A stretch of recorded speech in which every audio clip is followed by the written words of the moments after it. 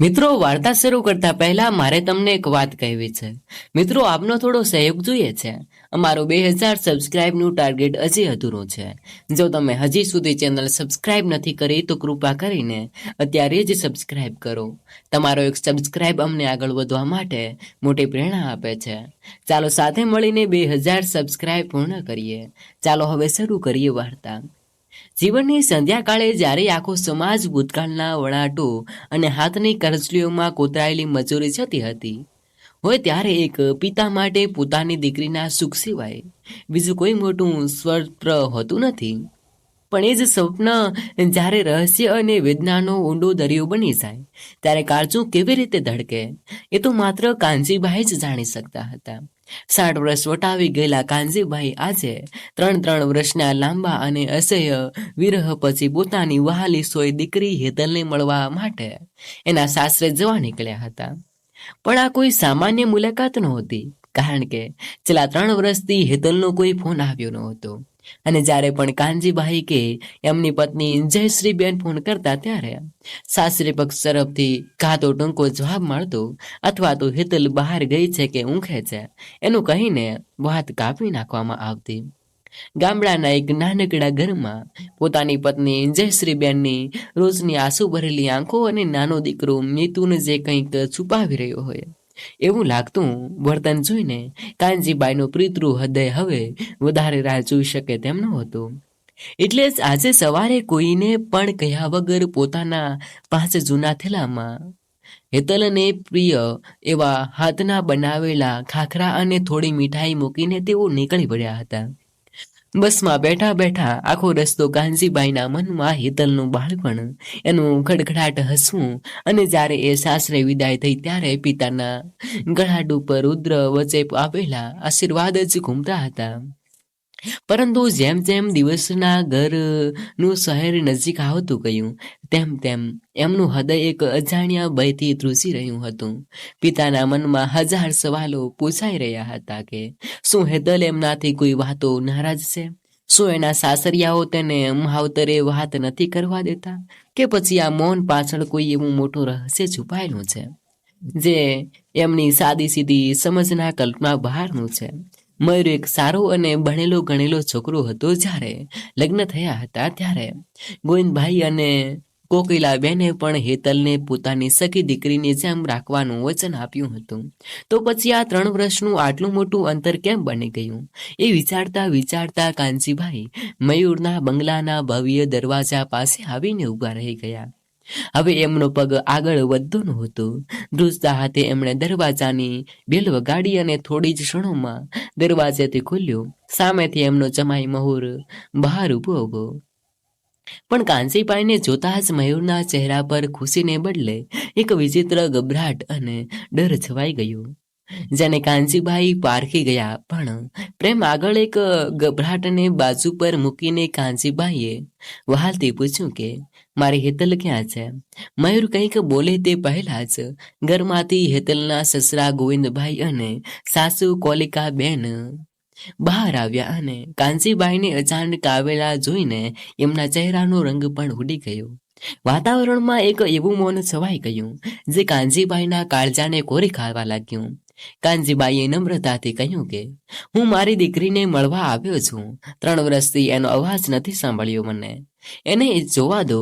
અને એટલામાં જ અંદરના ઓરડામાંથી પાયલનો છનખાટ સંભળાયો અને કાનજીબાઈનું હૃદય એક ધડક વધી ગયું, કારણ કે એ બીજું કોઈ નહીં પણ એમની વહાલ સોઈ દીકરી હેતલ જ હતી. હેતલ હસતી હસતી બહાર આવી, પણ એના હાથમાં જાણી ટ્રે હતી. કાનજીભાઈની આંખોમાંથી આંસુઓની ધારા વહેવા લાગી. એમણે પોતાના હાથ આગળ લંબાવ્યા અને બોલ્યા કે બેટા હેતલ, હું તારો બાપ કાનજી, તારો બાપુજી તને મળવા આવ્યો છું. પણ હેતલે જે પ્રતિભાવ આપ્યો તેણે કાનજીભાઈના પાયા હચમચાવી નાખ્યા. હેતલ એક અજાણ્યા મહેમાનની જેમ કાનજીભાઈ સામે જોયું. એની આંખોમાં પોતાના પિતા માટે પ્રેમ કે ઓળખાણની એક નાની સરખી ચમક પણ નહોતી. એણે ટ્રે ટેબલ પર મૂકી અને સાસુ કોકિલાબેન તરફ વળીને અત્યંત સાધારણ અવાજે પૂછ્યું કે મમ્મીજી, આ દાદા કોણ છે અને આપણા ઘરે કેમ આવ્યા છે? હેતલના આ એક જ વાક્યે કાનજીભાઈના મગજમાં સન્નાટો વ્યાપી દીધો. એમના પગ નીચેથી જમીન ખસી ગઈ. જે દીકરી પોતાના પિતાના એક અવાજે દોડીને ભેટી પડતી હતી, એ દીકરી આજે પોતાના સગા પિતાને એક અજાણ્યા વૃદ્ધ દાદા કહીને સંબોધી રહી હતી. કાનજીભાઈનું હૃદય ધ્રુજી ઉઠ્યું. એમનો શ્વાસ અધર થઈ ગયો. એમણે ધ્રુજતા અવાજે હેતલનો હાથ પકડવાનો પ્રયત્ન કર્યો, પણ હેતલ પાછી હટી ગઈ અને એના ચહેરા પર અજાણ્યા પુરુષનો સ્પર્શ થતા જ ભયના ભાવ આવી ગયા. કાનજીભાઈ ચીસ પાડી ઉઠ્યા કે હેતલ, તું તારા બાપુજીને ભૂલી ગઈ? તારા હાથથી રોટલી ખાનાર તારો પિતા તને અજાણ્યો લાગે છે? પણ હેતલ કશું જ સમજી શકતી નથી અને એ મયુરની પાછળ ઝૂકાઈ ગઈ. કાનજીભાઈએ મયુર અને સાસુ સસરા સામે જોયું, પણ એ ત્રણેયની આંખોમાં ગુનાહીર ભાવ હતો. કોઈ કંઈ બોલ્યા તૈયાર નહોતું, પણ તૈયારે જે કાનજીભાઈની નજર હેતલના હાથ પર પડી અને એમના પગ તળિયેથી જમીન સાચે જ સરકી ગઈ, કારણ કે હેતલના હાથ પર એક જૂનો ડાઘ હતો જે કાનજીભાઈ સારી રીતે ઓળખતા હતા. પણ એ ડાઘ સિવાય હેતલના વર્તમાનમાં એક એવી રહસ્યમય ગોઝારી હકીકત છુપાયેલી હતી, જેણે કાનજીભાઈને શંકાના ઊંડા અહંકારમાં ધકેલી દીધા. શું હેતલ ખરેખર પોતાના પિતાને ભૂલી ગઈ હતી કે પછી તેને આ નાટક કરવા માટે મજબૂર કરવામાં આવી રહી હતી? અને જો એ ભૂલી ગઈ હતી તો એનું કારણ કોઈ અકસ્માત હતો કે પછી સાસરિયાઓએ રચેલું કોઈ મોટું ષડયંત્ર? એ રહસ્ય કાનજીભાઈના મગજમાં ઘુમરાવા લાગ્યું. ત્યાં જ એમનો ફોન વાગ્યો અને સ્ક્રીન પર એમના નાના દીકરા મિતુલનો ફોન આવ્યો. જેણે કાનજીભાઈને એક એવા સમાચાર આપ્યા જે સાંભળીને કાનજીભાઈના હાથમાંથી ફોન નીચે પડી ગયો અને એમના હોશ ઉડી ગયા. કાનજીભાઈના હાથમાંથી ફોન ઝટકીને નીચે ફ્લોર પર પડ્યો અને એની સ્ક્રીન પર મિત્તલનો અવાજ હજી પણ ધ્રુજી રહ્યો હતો, સંભળાઈ રહ્યો હતો. પણ એ અવાજમાં છુપાયેલો ડર કાનજીભાઈના કાનમાં કોઈ મોટી વીજળી પડે તેમ કડકડતો હતો. મિત્તલે ફોનમાં ગભરાયેલા અવાજે માત્ર એટલું જ કહ્યું હતું કે, બાપુજી, તમે જ્યાં છો ત્યાંથી તુરંત પાછા આવી જાઓ. તમે જેને હેતલ બહેન સમજીને મળવા ગયા છો એ સત્ય નથી, અને જો તમે ત્યાં વધારે રોકશો તો તમારો જીવ પણ જોખમમાં મુકાઈ જશે. આ શબ્દો સાંભળીને કાનજીભાઈની આંખો સામે અંધારા છવાઈ ગયા. એમણે ધ્રુજતા હાથે નીચે પડેલો ફોન ઉપાડ્યો, પણ સામેથી કટ થઈ ચૂક્યો હતો. અને જ્યારે એમણે સામે ઊભેલા મયુર, ગોવિંદભાઈ અને કોકિલાબેનના ચહેરા તરફ જોયું તો એમના ચહેરા પરનો ગભરાટ હવે સ્પષ્ટપણે ગુનાહિત ડરમાં બદલાઈ ચૂક્યો હતો. કાનજીભાઈએ પોતાના હૃદય પર હાથ રાખ્યો. એમનું કાળજું ચીરાઈ રહ્યું હતું, પણ એક પિતાની મક્કમતા એમની અંદર જાગી ઉઠી. એમણે મયુરની આંખોમાં આંખ પરોવીને કડક અવાજે પૂછ્યું કે, મયુર, મને સાચું કહે, આ ઘરની અંદર શું રમત રમાઈ રહી છે? મારી દીકરી હેતલ મને કેમ નથી ઓળખતી અને મારો દીકરો મિતુલ મને અહીંથી ભાગી જવાનું કેમ કહી રહ્યો છે? મયુરે પોતાની આંખો ચોરી લીધી અને સાસુ કોકિલાબેનને તરફ જ વાત સંભળાતા કહ્યું કે, કાનજીભાઈ, તમે નકામી શંકા કરો છો. અસલમાં 2 વર્ષ પહેલા હેતલનો એક બહુ મોટો કાર અકસ્માત થયો હતો, જેમાં એના માથામાં ઊંડી ઈજા થઈ હતી અને એની યાદશક્તિ જતી રહી છે. ડોક્ટરે કહ્યું છે કે એના પર વધારે પડતું માનસિક દબાણ ન આપવાનું, નહીંતર એનો જીવ જોખમમાં મુકાઈ શકે છે. એટલે જ અમે તમને આ વાત નહોતી જણાવી જેથી તમે અને જયશ્રીબેન ચિંતામાં ભાગી ન પડો. કોકિલાબેનની આ વાત સાંભળીને કાનજીભાઈનું મન એક ક્ષણ માટે પીગળી ગયું. એક પિતા તરીકે એમને પોતાની દીકરીના આ દુઃખ પર અતિશય દયા આવી, પણ તરત જ એમના મનમાં મિતુલના એ શબ્દો ગુંજ્યા કે, તમે જેને હેતલ સમજી રહ્યા છો એ સત્ય નથી. કાનજીભાઈએ પાછળ ફરીને ફરી એકવાર હેતલ તરફ જોયું. એ સોફા પર બેસીને અજાણ્યા બાળકની જેમ આંગળીઓ મરોડી રહી હતી. પણ કાનજીભાઈની અનુભવી આંખોએ કંઈક એવું જોઈ લીધું જે સામાન્ય નહોતું. હેતલના જમણા હાથના અંગૂઠા પાસે એક નાનો લાલ મસાનો ડાઘ હતો, જે બાળપણથી જ એની આંખો ઓળખ હતું. પણ એની ઝાલવાની ઢબ, એના ચહેરાના હાવભાવ અને ખાસ કરીને એની આંખોમાં રહેલી એક અનોખી અજાણતા કાનજીભાઈને કહી રહી હતી કે આ શરીર કદાચ હેતલનું છે, પણ એની અંદરનું આત્મા કે એની રહેણી કહેણી કંઈક અલગ જ બયાન કરી રહી છે. કાનજીભાઈએ ધીમે રહીને હેતલ પાસે જઈને એના માથે હાથ મૂકવાનો પ્રયત્ન કર્યો અને વહાલથી કહ્યું કે બેટા, તને તારા બાપુજીની બનાવેલી અને વાંસળી યાદ છે, જે તું નાનપણમાં વગાડતી હતી? તેને એ નદી કિનારો યાદ છે જ્યાં આપણે કલાકો સુધી બેસતા હતા? હેતલે કાનજીભાઈ સામે જોયું. એની આંખોમાં એક ક્ષણ માટે અતિશય વેદના અને ડરનો ભાવ ચમકતો, અને જાણે એ કાનજીભાઈને કંઈક કહેવા માંગતી હોય, પણ એની જીભ સિવાય ગઈ હોય. પણ એ કશું બોલે તે પહેલા જ મયુરે વચ્ચે આવીને કાનજીભાઈનો હાથ પકડી લીધો અને બહુ વિનમ્ર પણ મક્કમ અવાજે કહ્યું કે કાનજીભાઈ પ્લીઝ, એને હેરાન ન કરો. ડોક્ટરે ભૂતકાળની વાતો યાદ કરવાની સખત મનાઈ કરી છે. જો એના મગજ પર વધારે લોડ પડશે તો એને આંચકી આવી શકશે. મયુરની આ ધમકી ભરી વિનંતીમાં કાનજીભાઈને પ્રેમ નહીં પણ એક ઘેરો ડર દેખાયો. વિનોદભાઈએ પણ કાનજીભાઈને ચા પાણી પીને ગામડે પાછા જવાની સલાહ આપી દીધી. જાણે તેઓ કાનજીભાઈને આ ઘરમાંથી જલ્દીમાં જલ્દી બગાડી મૂકવા માંગતા હતા. કાનજીભાઈનું પિતૃહૃદ અપમાનને વેદનાથી ભરાઈ ગયું. પોતાના જ જમાઈ અને સાસરિયાઓ પોતાની જ દીકરીના ઘરમાંથી એમને આ રીતે કાઢી રહ્યા હતા. પણ કાનજીભાઈ મૂર્ખ નહોતા. એમણે સમજી લીધું કે જો તેઓ અત્યારે જીદ કરશે તો આ લોકો હેતલને વધારે નુકસાન પહોંચાડશે અથવા તો કોઈ મોટું અનર્થ કરી નાખશે. એટલે કાનજીભાઈએ મન પર પથ્થર મૂકીને બહાર નીકળવાનું નક્કી કર્યું. પણ જતા જતા એમણે ટેબલ પર મૂકેલા ચાના કપ પાસે પોતાની રૂમાલ પાડી દીધો અને એ લેવાના બહાને નીચે નમ્યા. ત્યારે એમની નજર સોફાની નીચે પડેલી એક નાનકડી ચીજ પર પડી. એ હેતલની ડાયરીનો એક ફાટેલો કાગળ હતો, જેના પર રક્ત જેવા લાલ અક્ષરે લખેલું કંઈક હતું. કાનજીભાઈએ કોઈ જોઈ ન જાય એમ એ કાગળ ચૂપકેથી પોતાની મુઠ્ઠીમાં પીસી લીધો અને આંખોમાં આંસુ સાથે ઘરની બહાર નીકળી ગયા. બહાર રસ્તા પર આવ્યા પછી કાનજીભાઈએ ધ્રુજતા હાથે એ કાગળ ખોલ્યો, જેમાં હેતલના જ અક્ષરોમાં લખેલું હતું કે બાપુજી, મને બચાવી લો, આ લોકો મને પાગલ બનાવી રહ્યા છે. અને ખરી હેતલ તો આટલું લખીને કાગળ ફાટી ગયો.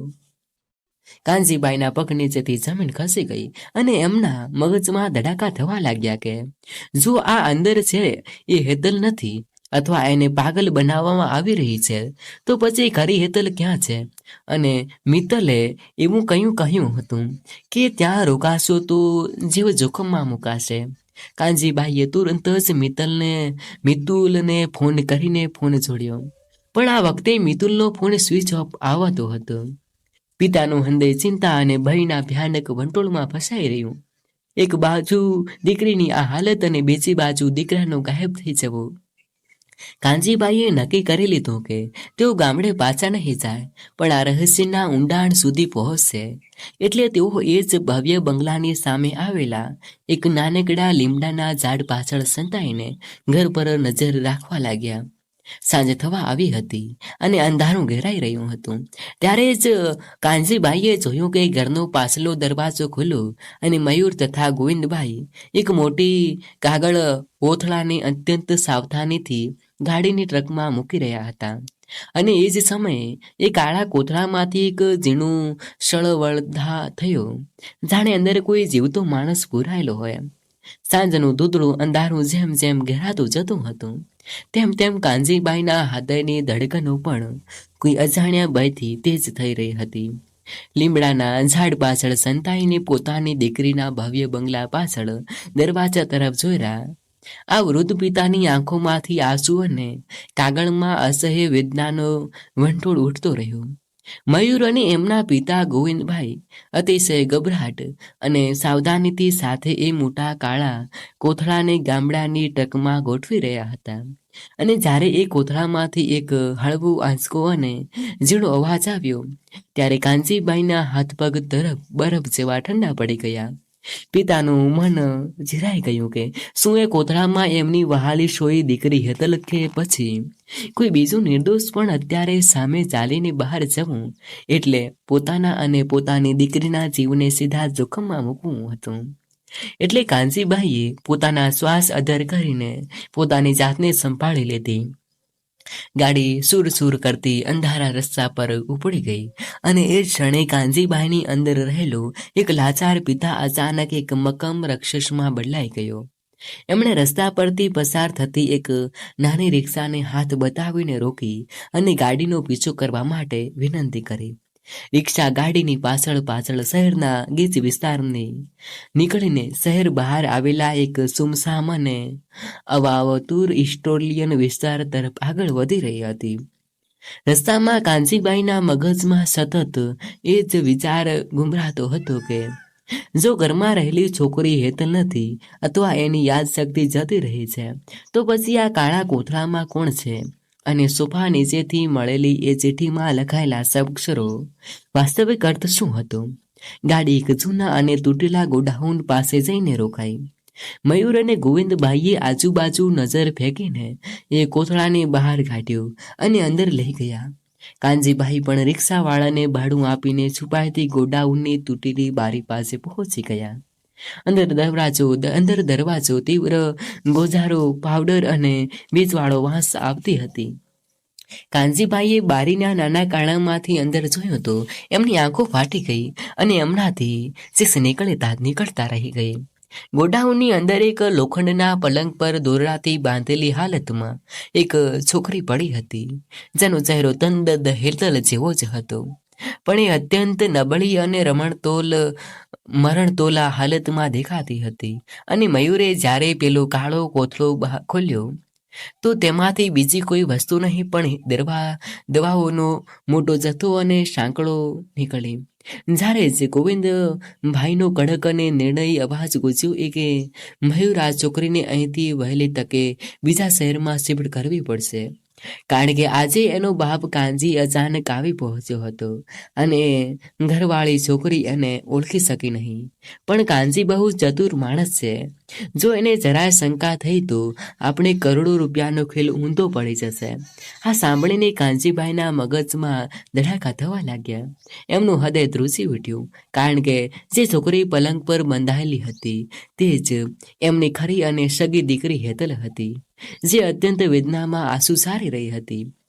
જ્યારે ઘરમાં ચા લઈને આવેલી છોકરી તો હેતલની સિકલ ધરાવતી કોઈ અજાણી છોકરી હતી, જેને મયુર અને એના પરિવારે હેતલ બનાવીને ઘરમાં રાખી હતી.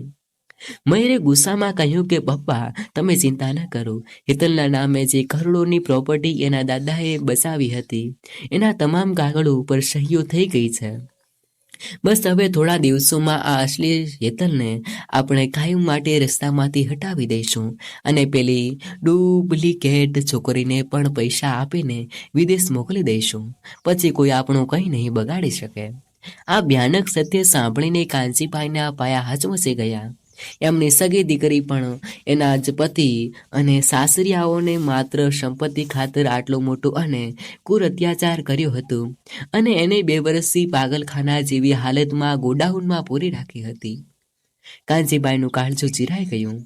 એમને પોતાની જાત પર અતિશય ધિક્કાર થયો કે તેઓ પોતાની દીકરીની આ હાલતથી આટલા વર્ષો સુધી અજાણ રહ્યા. પણ એ જ ક્ષણે બારી પાસે ઊભેલા કાનજીભાઈનો પગ નીચે પડ્યો, એક સૂના લાકડા પર પડ્યો અને પટકાઈ દેવાઈને અવાજ થયો. ગોડાઉનની અંદર સન્નાટો છવાઈ ગયો. મયુરે તુરંત જ ટોર્ચ ચાલુ કરી અને બૂમ પાડી કે બહાર કોણ છે. કાનજીભાઈ સફાળા પાછળ વટ્યા અને અંધારામાં ભાગવા લાગ્યા. પરંતુ મયુર અને ગોવિંદભાઈએ દરવાજો ખોલીને એમનો પીછો કરવાનું શરૂ કરી દીધું. કાનજીભાઈ પોતાના વૃદ્ધ શરીર અને ધ્રુજતા પગે અંધારા રસ્તા પર જીવ બચાવવા ભાગી રહ્યા હતા. પણ આગળ જતા રસ્તો બંધ થઈ ગયો અને પાછળથી મયુરનો ભયાનક અવાજ આવ્યો કે કાનજીભાઈ, તમે બહુ મોટી ભૂલ કરી દીધી. જો તમે ચૂપચાપ ગામડે જતા રહ્યા હોત તો જીવતા રહેત, પણ હવે તમે આ રહસ્ય જાણી લીધું છે એટલે તમને પણ જીવતા પાછા જવા નહીં દઈએ. કાનજીભાઈ એક ખૂણામાં ઘેરાઈ ગયા. એમની સામે એમનો જ જમાઈ હાથમાં લોખંડનો પાઇપ લઈને ઊભો હતો અને એ જ સમયે કાનજીભાઈના મોબાઈલમાં ફરી એક વાર રિંગ વાગી.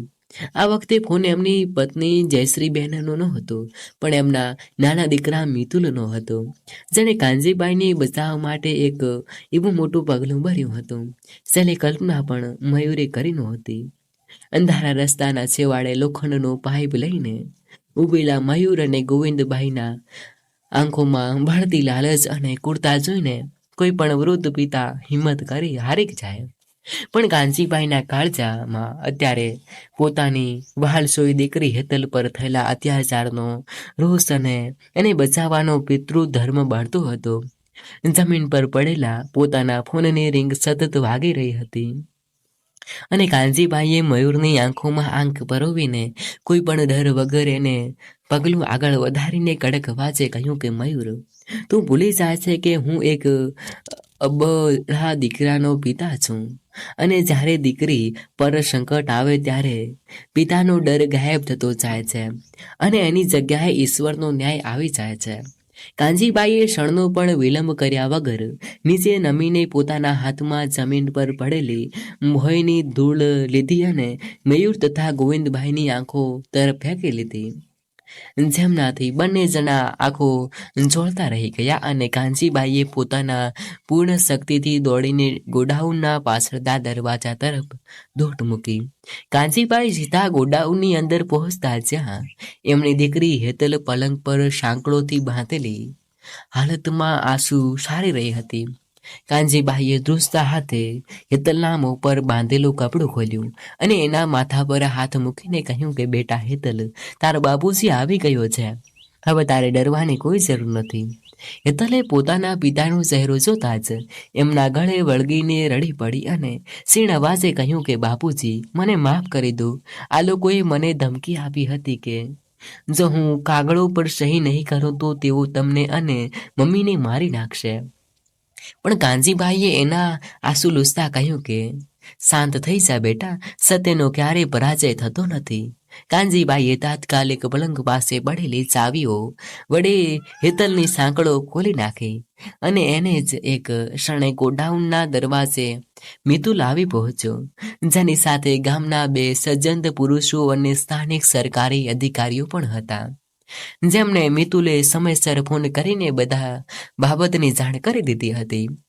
મિતુલે આગળ આવીને કાનજીભાઈના પગ પકડી લીધા અને કહ્યું કે બાપુજી, મને માફ કરી દો. મેં 2 દિવસ પહેલા જ મયુરના આ કાળા કારનામાની ખબર પડી ગઈ હતી, પણ હું ડરી ગયો હતો અને પુરાવા ભેગા કરવા માટે થોડો સમય લાગ્યો.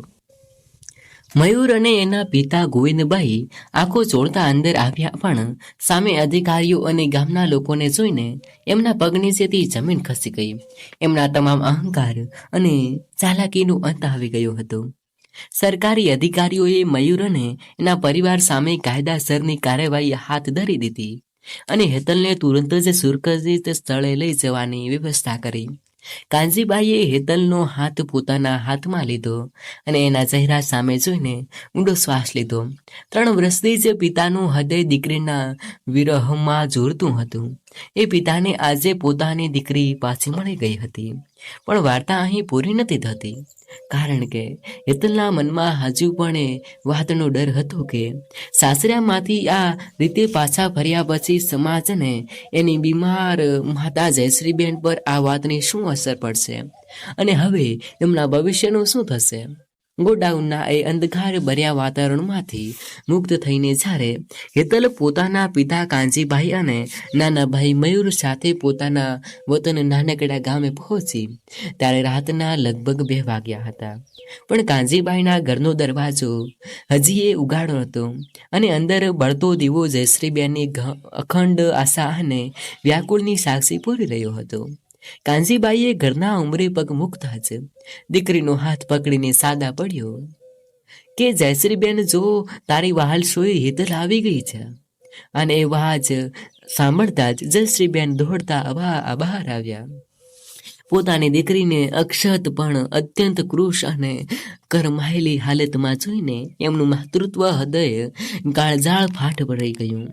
હેતલ પોતાની માતા ગળે વળગીને આટલા વર્ષોથી સચેત વેદના, અપમાન અને ડરને આંસુ વાટે વહાવતી રહી હતી. આખું ઘર એક અદ્ભુત અને હૃદયસ્પર્શી ભાવનાત્મક પૂરથી ભરાઈ ગયું હતું, જેમાં વિરહનું દુઃખ પણ હતું અને પોતાની દીકરીને હેમખેમ પાછી મેળવવાનો સંતોષ પણ હતો. કાનજીબાઈએ જયશ્રીબેન અને હેતલને શાંત પાડ્યા. મિતુલે બહેન માટે ગરમ પાણી લાવ્યું અને રોટલી બનાવી આપ્યા. પણ હેતલના ચહેરા પર હજી પણ એક અજાણ્યો ભય કાયમ હતો.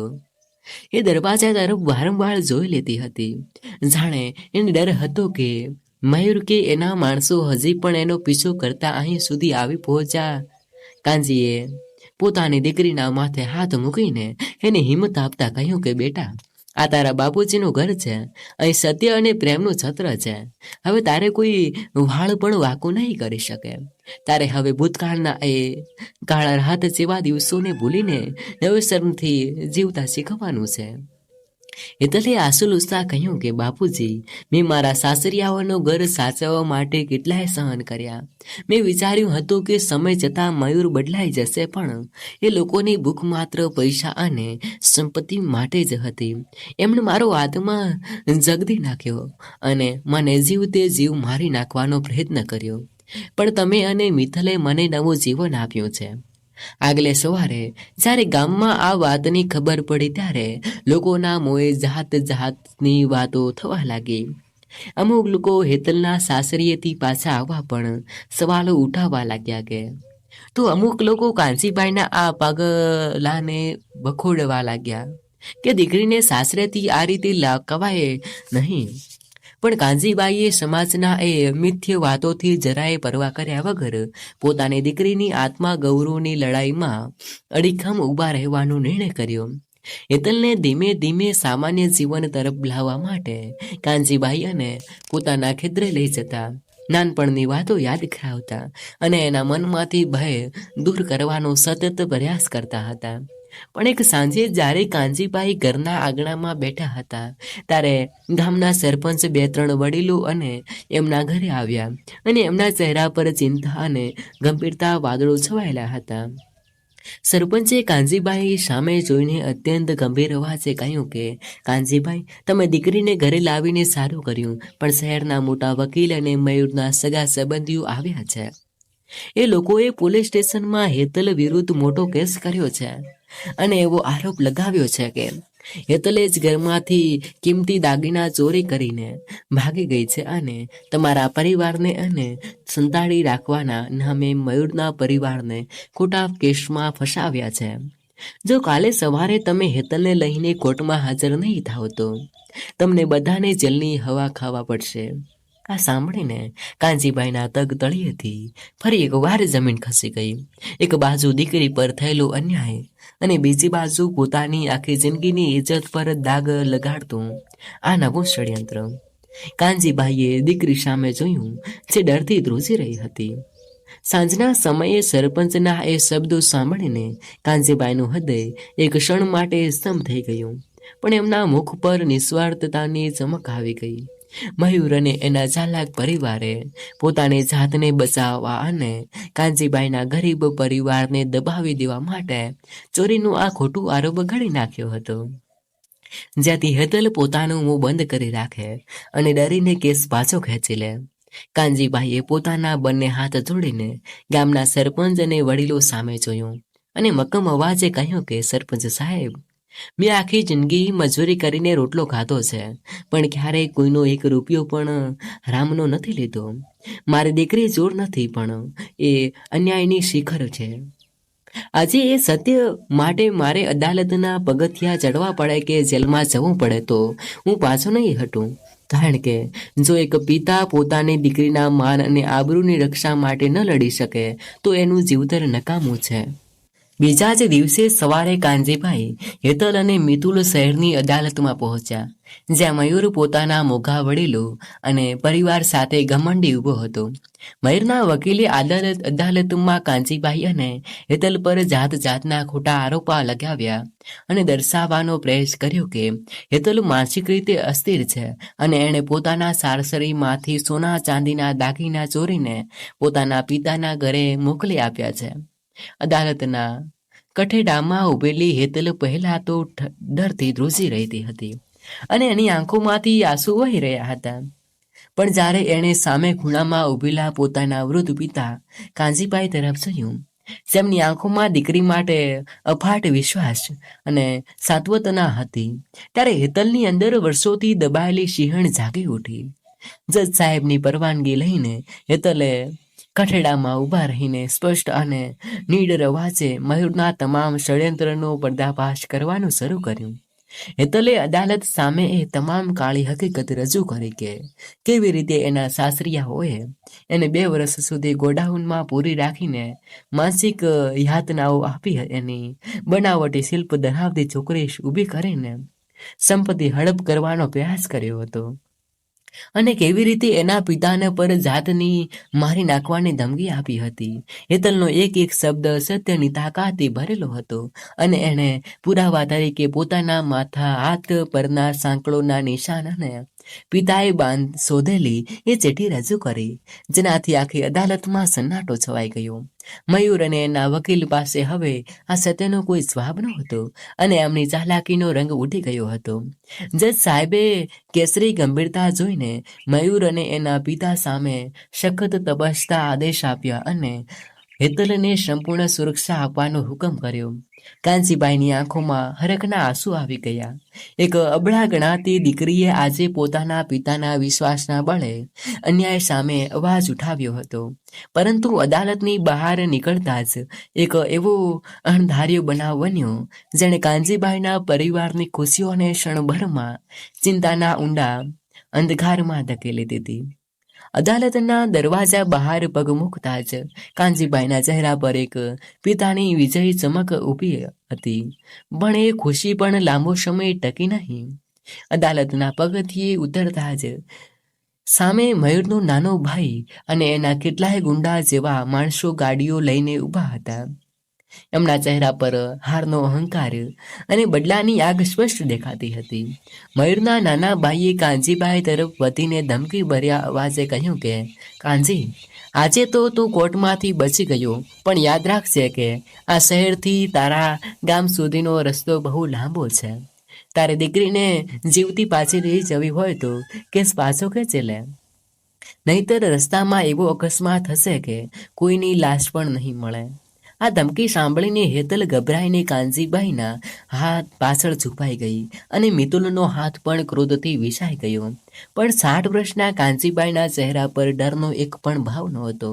એમણે અડગ રહીને મયુરના ભાઈની આંખોમાં આંખ પરોવીને કહ્યું કે, તારે ધમકીઓથી હવે આ પિતા ડરવાનો નથી. જેને ઈશ્વર અને સત્યનો સાથ હોય એને તારા જેવા કાયરોનો કોઈ ભય નથી હોતો. કાંજીબાઈએ સમય સૂચકતા વાપરીને અદાલત પરિસરમાં રહેલા પોલીસ અધિકારીઓ અને તુરંત જ આ ધમકી વિશે જાણ કરી દીધી, જેના કારણે પોલીસે મયુરના નાના ભાઈ અને એના માણસોને સ્થળ પર જ કસ્ટડી લઈ જતા. આ ઘટના પછી કાંજીબાઈ પોતાના પરિવાર સાથે સુરક્ષિત રીતે પોતાના ગામડે પાછા ફર્યા. ગામમાં પ્રવેશતા જ લોકોનું વલણ હવે બદલાઈ ચૂક્યું હતું. જે સમાજ કાલે સવારે કાંજીબાઈ પર સવાલો ઉઠાવતો હતો, એ જ ગામના લોકો આજે કાંજીબાઈની હિંમત અને પિતૃધર્મની પ્રશંસા કરી રહ્યા હતા. હેતલે પોતાના ઘરના આંગણામાં પગ મૂક્યો ત્યારે એને પહેલીવાર એવું લાગ્યું કે એ મુક્ત હવામાં શ્વાસ લઈ રહી છે. પરંતુ હેતલના મનમાં એક એવી ચિંતા કોરી ખાતી હતી કે હવે આખી જિંદગી એ પિતા પર બોજ બનીને કેવી રીતે રહેશે. એણે રાત્રે કાંજીબાઈ પાસે જઈને આંસુ ભરેલી આંખો સાથે કહ્યું કે, બાપુજી, તમે મારા માટે તમારી આબરૂ, સમય અને પૈસા બધું જ દાવ પર લગાવી દીધું, પણ હવે હું તમારા પર બોજ નથી બનવા માંગતી. કાંજીબાઈએ હેતલના માથે વહાલથી હાથ ફેરવ્યો અને હસીને કહ્યું, એ બેટા, દીકરી ક્યારેય પિતા માટે બોજ ન હોઈ શકે. એ તો ઘરની લક્ષ્મી અને પિતાનું આત્મગૌરવ હોય છે. કાંજીબાઈએ હેતલને ગામની નાની પ્રાથમિક શાળામાં બાળકોને ભણાવવાનું શરૂ કરવા પ્રોત્સાહિત કર્યું, જેથી એનું મન નવો આકાર લઈ શકે. ધીમે ધીમે હેતલનું જીવન પાઠા પર આવી રહ્યું હતું. એ બાળકોને ભણાવતી અને પોતાના પગભર થવાનો પ્રયાસ કરતી. પણ એક દિવસ ગામના કલેક્ટર કચેરી તરફથી એક સરકારી પત્ર આવ્યો. જે પત્રમાં લખેલી વિગતો જોઈને કાનજીભાઈ અને હેતલના હોશ ઉડી ગયા. કારણ કે મયુરે સાસરિયાઓની સંપત્તિ હડપ કરવા માટે હેતલના નામે એક બહુ મોટી બેંક લોન લીધી હતી, જેની વસૂલાત હવે હેતલ પાસેથી કરવાની હતી. સરકારી પત્ર હાથમાં પકડતા જ કાનજીભાઈના ધ્રુજતા હાથ અને હેતલની સુકાઈ ગયેલી આંખો વાતાવરણમાં છવાયેલી નવી મુસીબતની ગંભીરતા થતી હતી. કારણ કે મયુર અને એના સાસરિયાઓએ હેતલની ખોટી સહીઓ અને બનાવટી કાગળો ઊભા કરીને બેંકમાંથી લાખો રૂપિયાની લોન ઉપાડી લીધી હતી. અને હવે એ દેવાની સંપૂર્ણ જવાબદારી કલેક્ટર કચેરી તરફથી હેતલના શિખરે નાખવામાં આવી હતી. જે આ રકમ નિશ્ચિત સમયમાં ચૂકવવામાં ના આવે તો હેતલને જેલની સજા થાય તેમ હતી, અથવા કાનજીભાઈનું નાનકડું રહેણાંક ઘર અને ખેતર જપ્ત થઈ શકે તેમ હતું. આ પત્ર સાંભળીને હેતલ ઘૂંટણીએ પડીને રડી પડી અને બોલી કે બાપુજી, આ પાપીઓએ મને ક્યાંથી ન રાખી. મારા નામે બધું લૂંટી લીધું અને હવે તમને પણ બેઘર કરવાનો રસ્તો શોધી કાઢ્યો છે. આના કરતાં તો હું મરી ગઈ હોત તો સારું થાત. પણ કાનજીભાઈએ તરત જ હેતલના મોં પર હાથ મૂકી દીધો અને અત્યંત મક્કમ અને ભાવનાત્મક અવાજે કહ્યું કે બેટા, તારા મુખેથી આવો શબ્દ ક્યારેય ન કાઢતી. તારો જીવ આ દુનિયાની તમામ સંપત્તિ અને પૈસા કરતાં હજારો ગણો કિંમતી છે. કાનજીભાઈએ એક ક્ષણનો પણ વિચાર કર્યા વગર પોતાની જિંદગીભરની કમાણી સમૂહ નાનકડું ખેતર અને પોતાની પત્ની જયશ્રીબેનના લગ્ન સમયના જૂના દાગીના વેચી દેવાનો અતિશય કઠિન અને હૃદયસ્પર્શી નિર્ણય લીધો. જયશ્રીબેને પણ પોતાના દાગીના હસતા મોએ કાનજીભાઈના હાથમાં મૂકી દીધા. કારણ કે એક માતા પિતા માટે પોતાની દીકરીના આત્મસન્માન અને ભવિષ્યથી મોટું કોઈ ઘરેણું હોતું નથી. કાનજીભાઈએ આંખમાં શાકુહાર પાસે જઈને પોતાનું ખેતર ગીરે મૂક્યું અને બેંકનું તમામ દેવું ભરપાઈ કરવા માટે રકમ ભેગી કરી દીધી. જ્યારે હેતલને ખબર પડી કે પોતાના કારણે પિતાનું એકમાત્ર કમાણીનું સાધન રહ્યું ખેતર પણ વેચાઈ ગયું છે, ત્યારે એનું કાળજું ચીરાઈ ગયું. પણ કાનજીભાઈએ એના માથે હાથ મૂકીને કહ્યું કે બેટા, જમીન તો ફરીથી રળી લેવાશે, પણ જો તારી હિંમત તૂટી જશે તો આ બાપ જીવથી જીવ મરી જશે. કાનજીભાઈની આ અજોડ મમતા અને ત્યાગે હેતલની અંદર એક અદ્ભુત આત્મવિશ્વાસ પૂરી દીધો. એણે નક્કી કરી લીધું કે હવે એ ડરશે નહીં, પણ પોતાના પિતા આ ત્યાગને સાર્થક કરીને બતાવશે. હેતલે ગામની શાળામાં ભણાવવાની સાથે સાથે સિલાઈ અને હસ્તકળાનું કામ રાત દિવસ મહેનત કરીને શરૂ કર્યું અને એના આત્મબળને જોઈને ગામની બીજી મહિલાઓ પણ એની સાથે જોડાવા લાગી. જોતામાં હેતલનું આ નાનો ગૃહ ઉદ્યોગ આજુબાજુના ગામડાઓમાં પ્રખ્યાત થવા લાગ્યો અને એમનાથી સરસ આવક શરૂ થઈ. પણ જ્યારે હેતલ પોતાના પિતાનું ખેતર પાછું છોડવાની તૈયારી કરી રહી હતી, ત્યારે જ અદાલતમાંથી આખરી ચુકાદાનો દિવસ આવી પહોંચ્યો. અને તે દિવસે અદાલતમાં મયુરના એક ખાસ માણસને કંઈક એવું કહ્યું જેને કાનજીભાઈના આખા પરિવારના શ્વાસ અદ્ધર કરી દીધા. અદાલતના એ ભવ્ય અને ગંભીર ખંડમાં ચારે બાજુ સન્નાટો છવાયેલો હતો, કારણ કે આજે હેતલ અને મયુરના કેસનો આખરી સુનાવણીનો દિવસ હતો. કાનજીભાઈ, હેતલ અને મયુર એક ખૂણામાં બેસીને ઈશ્વર પર શ્રદ્ધા રાખીને ન્યાયની રાહ જોઈ રહ્યા હતા. પણ ચુકાદો શરૂ થાય તે પહેલાં જ મયુરના એક ખાસ સાથીદારે કોર્ટ પરિસરમાં કાનજીભાઈ પાસે આવીને છુપી રીતે ધમકી આપી કે જો હેતલે અદાલતમાં મયુર વિરુદ્ધ જુબાની આપી તો બહાર નીકળતા જ એના નાના ભાઈ મિતુલ પર ભયાનક હુમલો કરવામાં આવશે. આ સાંભળીને હેતલ એક ક્ષણ માટે થથરી ગઈ, પણ કાનજીભાઈએ એનો હાથ પકડીને કહ્યું કે બેટા, અન્યાય સામે ઝૂકવું એ સૌથી મોટું પાપ છે. આજે જો તું ડરી ગઈ તો આ દુષ્ટ લોકોનો અહંકાર વધી જશે અને તારા પિતાની જિંદગી પરની લડાઈ એળે જશે. પિતાના આ શબ્દોએ હેતલના હૃદયમાં હિલાયેલ જેવી મક્કમતા ભરી દીધી.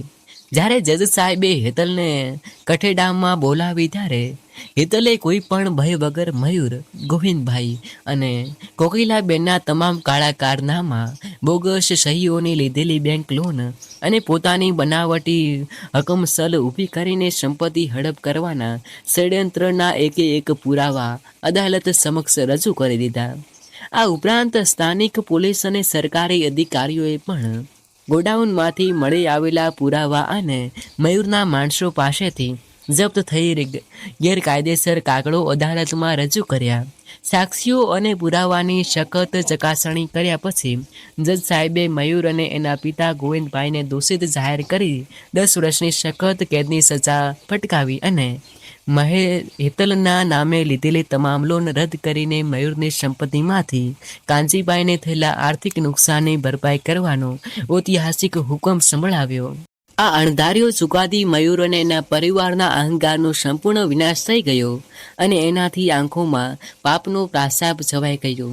અદાલતની બહાર નીકળતા જ કાનજીભાઈની આંખોમાંથી આંસુ ઝલકાઈ ગયા. પણ આ આંસુ દુઃખના નહીં, પણ દીકરાના વિજય અને સત્યની જીતના હતા. કાનજીભાઈએ હેતલને પોતાના ગળે લગાવી દીધી અને ગામમાં પાછા પડતા જ આખા ગામે ઢોલ નગારા સાથે આ નીડર પિતા અને દીકરીનું ભવ્ય સ્વાગત કર્યું. અદાલતના ચુકાદા પછી ગામના પાદરે જઈને જ્યારે ઢોલ વાગી રહ્યા હતા અને સમગ્ર ગામ લોકો કાનજીભાઈ અને હેતલ પર પુષ્પ વર્ષા કરી રહ્યા હતા, ત્યારે કાનજીભાઈના હૃદયમાં એક અનોખી શાંતિ અને પરમ સંતોષની અનુભૂતિ થઈ રહી હતી. જે ઉંમરે 3 વર્ષ પહેલાં કાનજીભાઈના પગ ધ્રુજી રહ્યા હતા અને દીકરી અજાણી બનીને ઊભી હતી, આજે એ જ દીકરી પોતાના પિતાના અપ્રતિમ પ્રેમ, ત્યાગ અને અડીખમ સાહસના બળે સમાજમાં આત્મગૌરવ સાથે પોતાનું શીશ ઊંચું કરીને ઊભી હતી.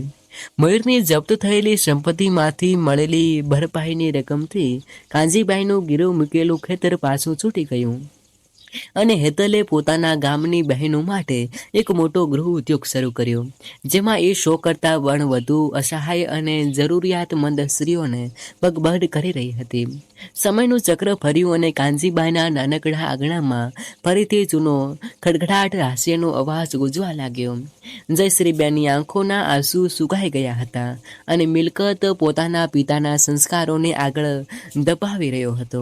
એક સાંજે જ્યારે સૂર્ય આથમતો હતો ત્યારે કાનજીભાઈ ખેતરના ઓટલે બેઠા હતા અને હેતલે આવીને એમના ચરણ સ્પર્શ કર્યા. કાનજીભાઈએ દીકરીના માથે હાથ મૂકીને કહ્યું કે બેટા, આ વાર્તા માત્ર મારી કે તારી નથી, પણ આ દુનિયાના એ તમામ પિતા અને દીકરીઓની છે જેઓ મુશ્કેલીઓમાં હિંમત હારી જાય છે.